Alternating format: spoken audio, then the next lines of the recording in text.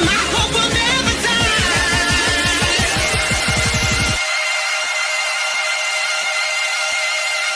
But my hope will never die.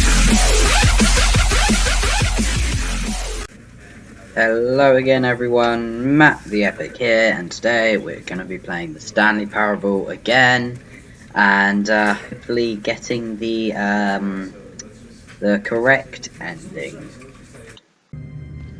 Okay, let's begin.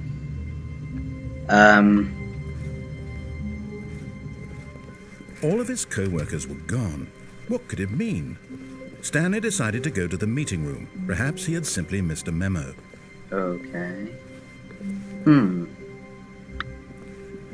matter how hard Stanley looked, he couldn't find a trace of his co-workers. Very true. I wonder what's out the window.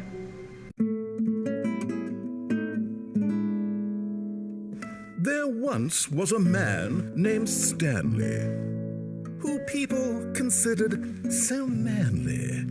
But the truth must be told, he was not very old and was quite particularly gangly. What Stanley liked most was buttons. He pushed them like some kind of glutton. He did it all day in a meaningful way, but his brain had long ceased to function. No, let's go. Okay, that was weird. Let's go, this way, I think, When Stanley came to a set of two open doors, he entered the door on his left. Oh, I am gonna. No, I'm not. Oh, yes, I am. No, I'm not. Yes, I am going to. We haven't been this way yet. The proper way. This should take us to the proper Yet there was ending. not a single person here either. Oh. Feeling a wave of disbelief, Stanley decided to go up to his boss's office, hoping he might find an answer there. Oh my goodness. If one more person interrupts me while I'm playing this game, I'm going to have to delete all of my friends from Steam. Okay, let's see. Ooh, what's this? Stanley stepped into the broom closet, but Yes. there was nothing here, so he Oh. turned around and got back on track. Nah, I like this place. Ooh, what's this? Ooh, There was wait, nothing why here. is this No nuclear? choice to make, no path to Spanner. follow, just an empty broom closet. No reason to still be here. I'm not convinced. Something here's gonna do something. It was baffling that Stanley was still just sitting in the broom closet. He wasn't even doing anything. At least if there was something to interact with, he'd be justified in some way. As it is, No, I he's would literally not. just standing there doing sweet FA.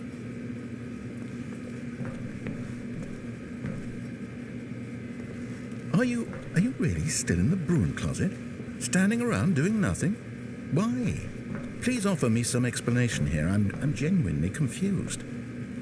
I don't know why I'm still here. You explain to me why I'm still here, narrator. You do realize there's no choice or anything in here, right? If I'd said Stanley walked past the broom closet, at least you would have had a reason for exploring it to find out. But it didn't even occur to me because literally this closet is of absolutely no significance to the story whatsoever. Well, then why is I it would have here? thought to mention it.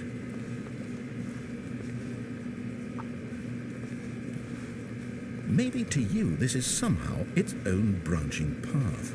Maybe It is. when you go talk about this with your friends, you'll say, "Oh, did you get the broom closet ending? The broom closet ending was my favourite." I hope your Yeah. friends find this concerning. Oh, yeah.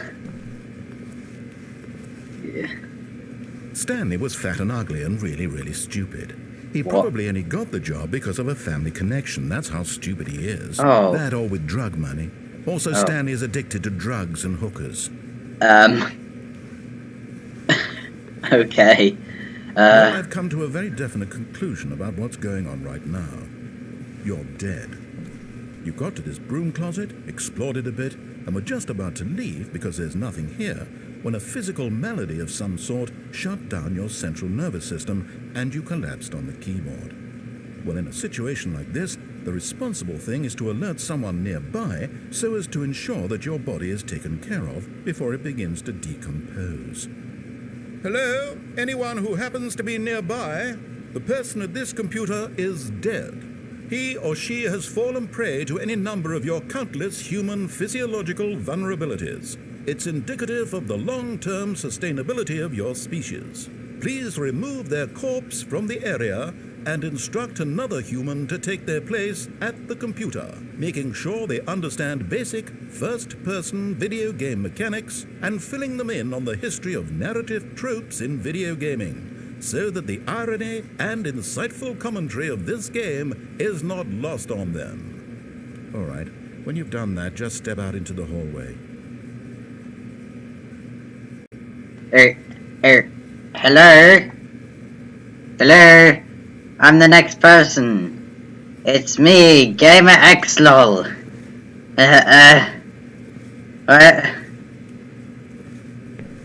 What's going on here? This way. Ah, second player. It's good to have you on board. I guarantee you can't do any worse than the person who came before you. Ah, what a nice guy. Ew, what's this? You too? Unbelievable. I'm at the mercy of an entire species of invalids. Perhaps there's a monkey nearby you can hand the controls to. A fish? Fungus? Look, you can hammer out the details. I'm not particularly picky. I'll just be waiting for when you're ready to pick up the story again. I think we have set the guy. Let's go. Coming to a staircase, Stanley walked upstairs to his boss's office. Only a loser will want to do the right thing. Yeah. But Stanley just couldn't do it. He considered the possibility of facing his boss, admitting he had left his post during work hours. He might be fired for that. And in such a competitive economy, why had he taken that risk? All because he believed everyone had vanished? His boss would think he was crazy. And then something occurred to Stanley. Maybe, he thought to himself, maybe I am crazy. All of my co-workers blinking mysteriously out of existence in a single moment for no reason at all. Wait, None what? of it made any logical sense. And as Everyone Stanley pondered this, disappeared. he began to make other strange observations. For No. example, why couldn't he see his feet when he looked Huh? down? Why did doors close automatically Oh my behind him? god! For that matter, these rooms were starting to look pretty familiar. Were they simply repeating? No, Stanley said to No. himself, this is all too strange. This can't be real. And at last, he came to the conclusion that had been on the tip of his tongue. He just hadn't found the words for it. I'm dreaming, he yelled. This is all a dream. Oh, what a relief Stanley felt to have finally found an answer, an explanation. His co-workers weren't actually gone. The name's Gamer XLOL. He wasn't crazy after all. And he thought to himself, I suppose I'll wake up soon. I'll have to go back to my boring real-life job pushing buttons. I may as well enjoy this while I'm still lucid. So, he imagined himself flying and began to gently float above the ground. Oh my god! Himself soaring through space on a magical star field, and it too appeared. It was so much fun, and Stanley marveled that he had still not woken up. How was he remaining so lucid? And then perhaps the strangest question of them all entered Stanley's head. One he was amazed he hadn't asked himself sooner. Why is there a voice in my head dictating everything that I'm doing and thinking? Here, Now this the guy. voice is describing itself being considered by Stanley, who found it particularly strange. I'm dreaming about a voice describing me, thinking about how it's describing my thoughts, he thought. And while he thought it all very odd, and wondered if this voice spoke to all people in their dreams, the truth was that, of course, this was not a dream. How could it be? Was Stanley simply deceiving himself? believing that if he's asleep, he doesn't have to take responsibility for himself. Stanley is as awake right now as he's ever been in his life. Now, hearing the voice speak these words was quite a shock to Stanley.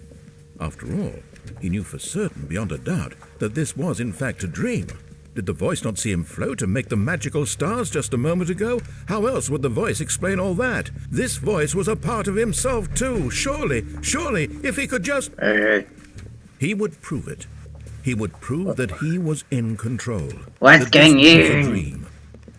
So he closed his eyes gently, and he invited himself to wake up.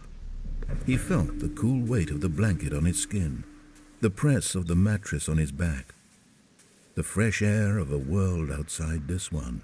Let me wake up, he thought to himself. I'm through with this dream. I wish it to be over. Let me go back to my job. Let me continue pushing the buttons. Please, it's all I want. I want my apartment, and my wife, and my job. All I want is my life exactly the way it's always been. My life is normal. I am normal. Everything will be fine. I am okay. Oh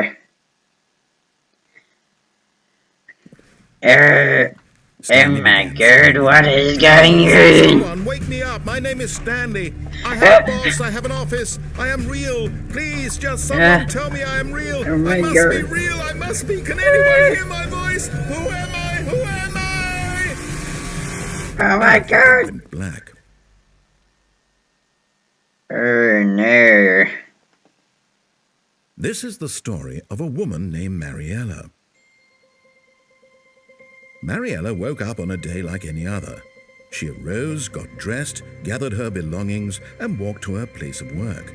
But on this particular day, her walk was interrupted by the body of a man who had stumbled through town talking and screaming to himself, and then collapsed dead on the sidewalk.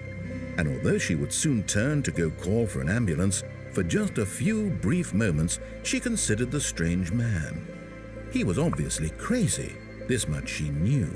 Everyone knows what crazy people look like. And in that moment, she thought to herself how lucky she was to be normal. I am sane. I am in control of my mind. I know what is real and what isn't. It was comforting to think this, and in a certain way, seeing this man made her feel better. But then she remembered the meeting she had scheduled for that day. The very important people whose impressions of her would affect her career, and by extension, the rest of her life. She had no time for this, so it was only a moment that she stood there, staring down at the body.